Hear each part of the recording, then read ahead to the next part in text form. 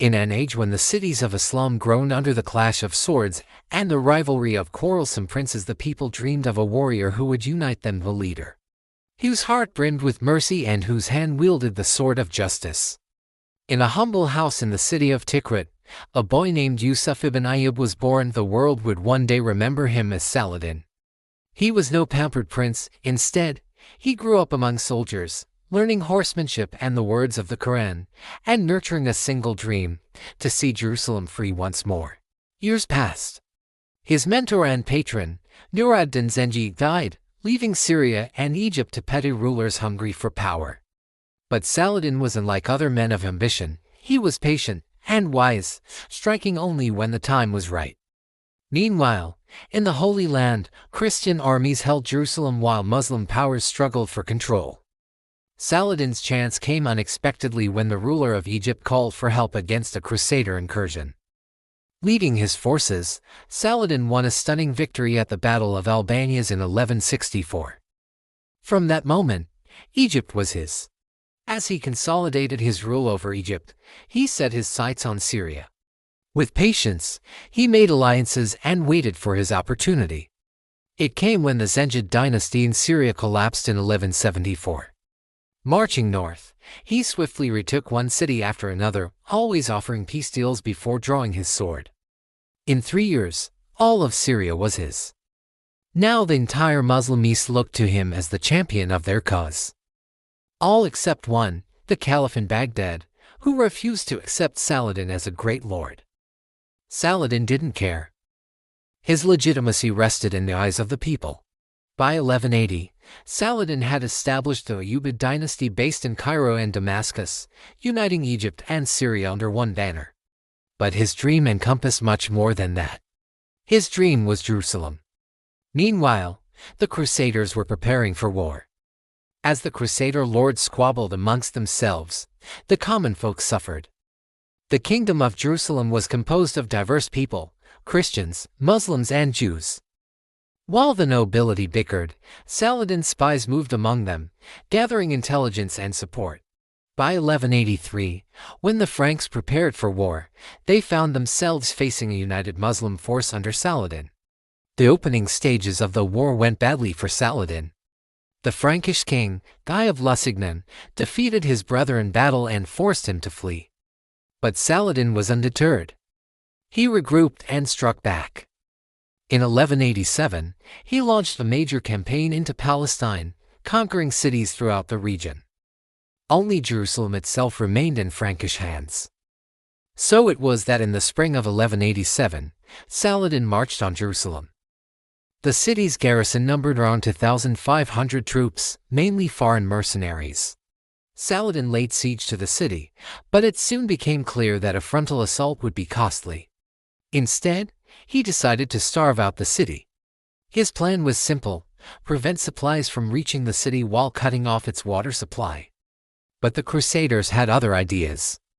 On July 1, 1187, the Frankish nobles led 2,000 men out of the city in a daring attempt to break the siege.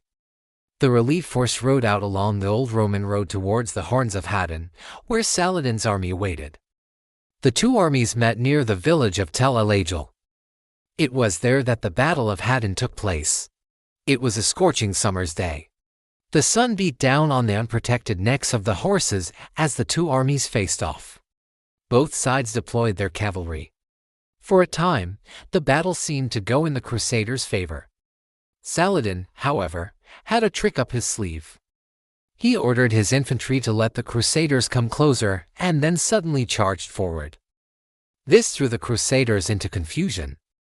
Taking advantage of the chaos, Saladin's foot soldiers unleashed volleys of arrows, inflicting heavy losses on the enemy cavalry.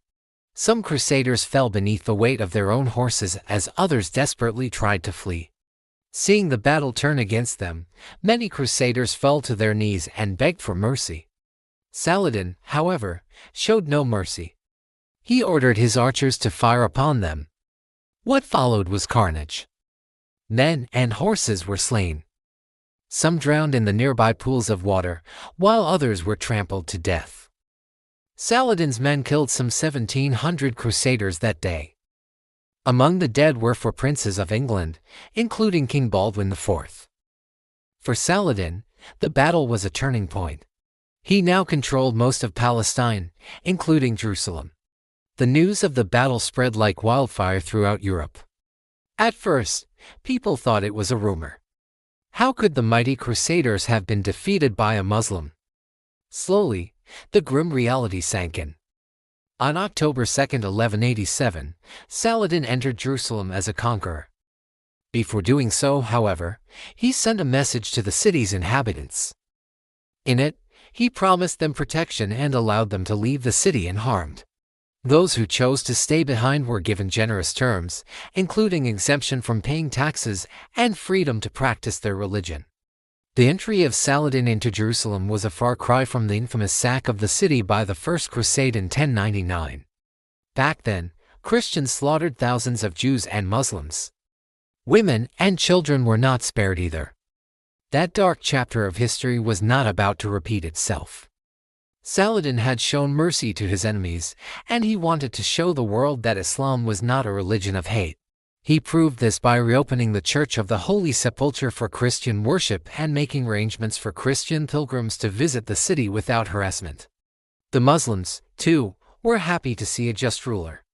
Tired of oppression under the Crusader lords, they hoped Saladin would liberate them from the clutches of the foreigner. Saladin, however, had other ideas. As far as he was concerned, all God's people were his subjects, and he intended to rule over them equally. It was a new dawn in Jerusalem. Gone were the days of hatred and persecution. People of all faiths lived together in peace and harmony. And Saladin was the man who brought them together. But not everyone was happy with Saladin's victories. Back in Europe, tales of his chivalry reached the ears of many knights, who viewed him as an obstacle in the way of the Crusader goal of seizing Jerusalem. One such foe was the German nobleman, Frederick Barbarossa. Barbarossa was a medieval warrior who lived from 1123 to 1190. He ruled over the Holy Roman Empire during a turbulent period in European history. During his reign, he fought numerous battles against rival Italian states and expanded his empire into northern Africa. Barbarossa's animosity towards Saladin was evident in his writings. He accused Saladin of being a tyrant and oppressor of Christians. Barbarossa claimed that Saladin had imprisoned countless Christians and subjected them to harsh treatment. He also criticized Saladin for supposedly demolishing churches and other Christian holy sites. However, these accusations were largely unfounded. In reality, Saladin was known for his fairness and tolerance towards other religions. He did not imprison Christians simply because of their faith, nor did he destroy their places of worship. In fact, he allowed Christian pilgrims to visit Jerusalem and other holy sites without hindrance. Indeed, it was the Crusaders who had initiated the cycle of violence and oppression in the region. For nearly a century, they had ruled over Jerusalem with an iron fist, persecuting Muslims and Jews and seizing their property. When Saladin came along, he ended the Crusaders' reign of terror and established peace and order. Ironically, Barbarossa and other European leaders sought to portray Saladin as a monster to justify their own violent campaigns against him. They claimed that Saladin was planning to conquer Europe and enslave its people. But Saladin had no such ambitions. He was content with liberating Muslim lands from Crusader control. Perhaps the greatest irony of all was that despite his immense military victories, Saladin is remembered primarily for his chivalry and sportsmanship. For example, when he captured Richard the Lionheart, one of the most famous Crusader knights, he offered him a noble ransom rather than executing him. Similarly, when Saladin besieged a castle inhabited by Christian peasants, he granted them safe passage after they surrendered the fortress. In stark contrast to Saladin's chivalrous conduct, European accounts of the Crusades glorified violence and bloodshed. The Crusaders were portrayed as pious warriors on a divine mission to conquer the Holy Land, even though their behavior often contradicted this image. European writers excused the massacres and atrocities committed by the Crusaders, claiming that they were necessary to defend Christianity against the forces of darkness. In contrast, Muslim historians highlighted Saladin's virtues and downplayed his military achievements. They celebrated him as a model ruler and a champion of justice, while condemning the Crusaders for their brutality and intolerance. Today, Saladin's legacy continues to inspire people around the world. He is revered as a symbol of courage, honor, and piety. His story reminds us that even in the darkest of times, one man's commitment to justice and compassion can make a world of difference. When Saladin died in Damascus in 1193, he left no vast treasure nor towering palaces. In his treasury, only a few gold coins remained. He departed this world with nothing but his enduring legacy. He had shown generations that true heroism lies not in conquest alone, but in a ruler's just heart and a warrior's noble soul. In the annals of history, there are few figures as enigmatic and inspiring as Saladin. A warrior, a statesman, and a devout Muslim, he left an indelible mark on the world stage. His life and legacy continue to fascinate and influence people across cultures and centuries. Saladin's impact on history cannot be overstated. His victories against the Crusaders and his efforts to unite the Muslim world were pivotal moments in medieval history. Moreover, his reputation as a man of integrity and honor has echoed through the ages. He was a leader who commanded respect and admiration from both his followers and his enemies. Saladin's story serves as a powerful reminder of the importance of justice, tolerance, and compassion. In a world often marked by conflict and division, his example offers a beacon of hope and inspiration. That was the end of the great knight, Saladin. If you liked this episode, don't forget to subscribe for more epic stories about valiant heroes. Also, do share your reviews in the comments section below. Your feedback keeps us motivated to bring you the best historical content. Thank you for watching. Until next time, stay curious and keep exploring the past.